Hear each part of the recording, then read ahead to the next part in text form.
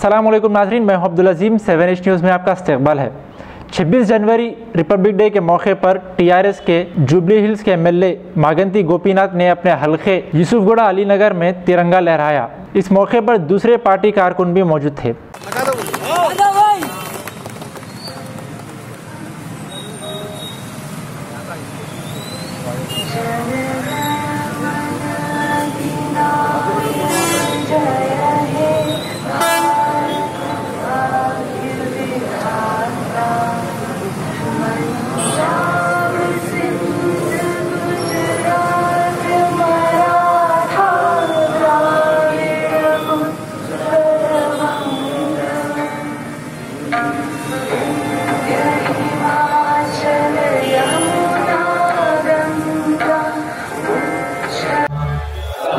शुभ नामे जागे, शुभ आशीष मांगे, गाहे तब जय गाथा, जन गण मंगल दायक जय हे भारत भाग्य विधाता, जय हे जय हे जय हे जय जय जय जय।